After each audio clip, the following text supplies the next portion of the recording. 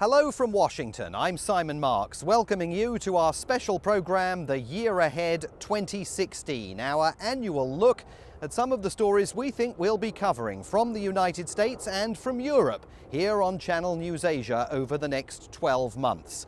And in a year's time, back there at the White House, the moving vans will be slowly warming up outside. Barack Obama is about to spend his final full year in office. His last chance to cement a presidential legacy. And in that regard, there is still much work to be done. 2015 in the United States will be remembered as the year of confrontation in many communities between police and the citizens they are supposed to protect. Tear gas. We almost lost count of the number of videotaped killings that brought people onto the streets all over the country. There was Eric Garner, the New Yorker, choked to death by officers as they tried to arrest him for black market cigarette sales. Tamir Rice, the 13-year-old, shot to death by an officer in Ohio after brandishing a replica gun in a playground. Freddie Gray in Baltimore died after a so-called rough ride in a police van through the city. Laquan McDonald was shot to death by officers in Chicago. And of course, Michael Brown, the unarmed black teenager in Ferguson, Missouri. His death at the hands of police in late 2014 was seen as the progenitor of protests that roiled America throughout the subsequent year. Lost on no one the fact that all this was taking place during the leadership of the country's first African-American president. Are we in the throes of a national crisis? And Barack Obama, flanked in April by Japanese Prime Minister Shinzo Abe, acknowledged the problem won't be solved anytime soon. If our society really wanted to solve the problem, we could. It's just it would require everybody saying this is important, this is significant. And we don't just pay attention when a young man gets shot or has his spine snapped. Active shooter, multiple people down. Another challenge for the president and the country in the coming year, trying to get to grips with a spiraling epidemic of gun violence. One of the worst incidents in 2015, the June attack on the historic AME Church in Charleston, South Carolina, a key landmark in America's civil rights struggle. The accused shooter, Dylan Roof, is a loner, a white supremacist who prayed alongside his victims in a Bible study class before opening fire. Amazing grace, how sweet the sound. President Obama led the nation in mourning, a role that he took on time and again after mass shootings all over the country that have still failed to see Congress bring about meaningful gun control laws. At some point, we as a country will have to reckon with the fact that this type of mass violence does not happen in other advanced countries.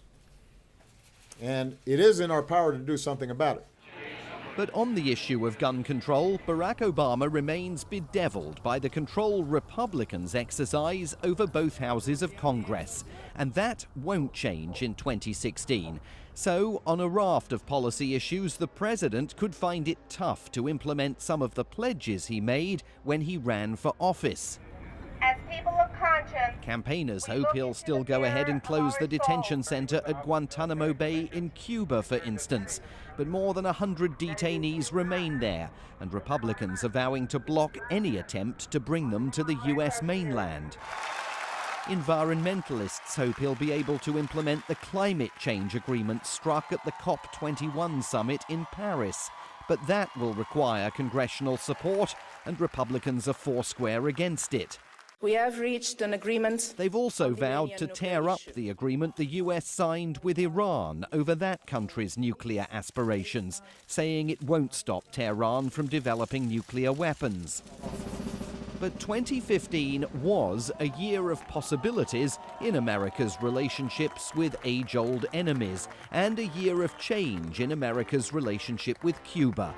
Who would ever have imagined the Cuban flag flying once again over an embassy in Washington and a president consigning 60 years of US foreign policy to the dustbin? A year ago, it might have seemed impossible that the United States would once again be raising our flag, the Stars and Stripes, over an embassy in Havana.